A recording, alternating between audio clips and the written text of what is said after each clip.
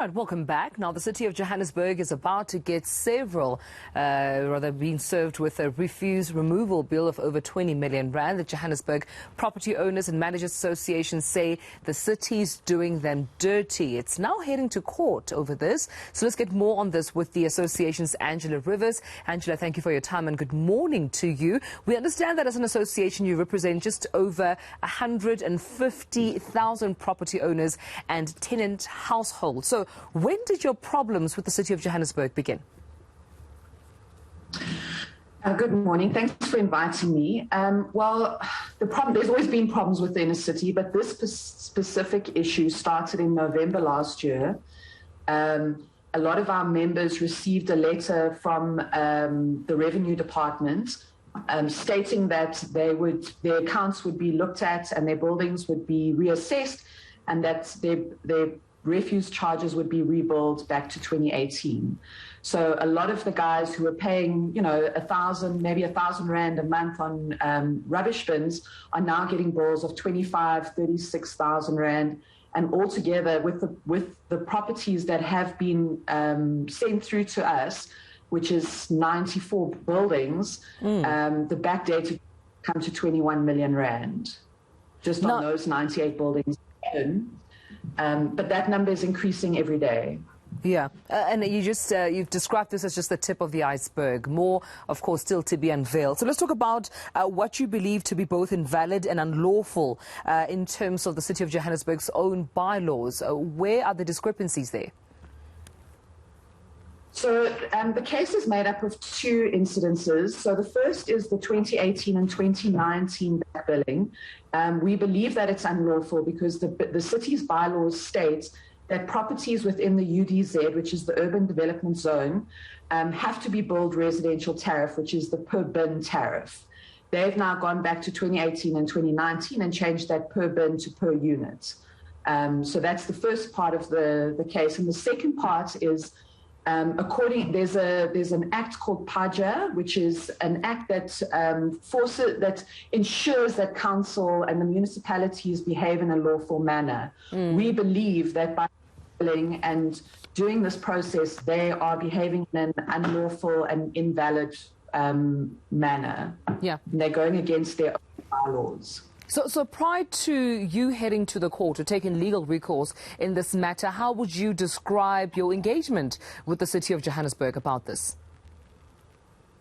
So we did write them a letter in February stating that we believe that this is unlawful and we would like to sit down and have a conversation with them. They have never replied to any of our requests for a meeting or any of our correspondence. So we just decided as an organization that the only way to go is to court and the press, because the one thing that I've learned over the 16 years that I've been in the inner city is that council reacts to the press. Yeah, and also just the impact on property owners, on tenant households. How has the impact of this been on them? Because I can imagine we're just off the back of COVID. We're still going through a pandemic. Everyone is financially, struggling. So how has the impact been on them? This impact is going to be huge. And there's a couple of issues. The first is with regard to the back billing, it's virtually impossible for us to get those costs back from previous tenants if they've left the building. And going forward, those charges will be put onto our tenants' accounts because that's what we're allowed to do. As landlords, you are allowed to pass on the municipal costs onto your tenants. So this is just going to be another cost to the tenant. And to give you an idea, I've done the exercise. 25% of a tenant's living expenses go towards council.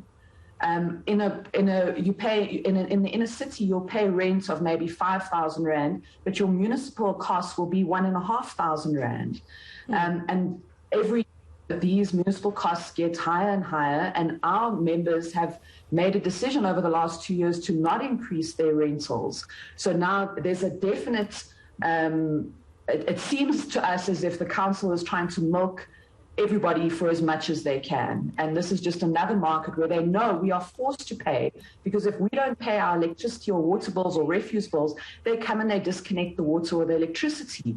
We have families that stay and they are the ones that are affected, so that we kind of held to ransom to sign acknowledgements of debts or to pay these bills. Yeah, and I understand that you also take note that if the CoJ obviously completes its backdating process, I mean, this could threaten the affordable rental market because people simply cannot afford to pay for these bills.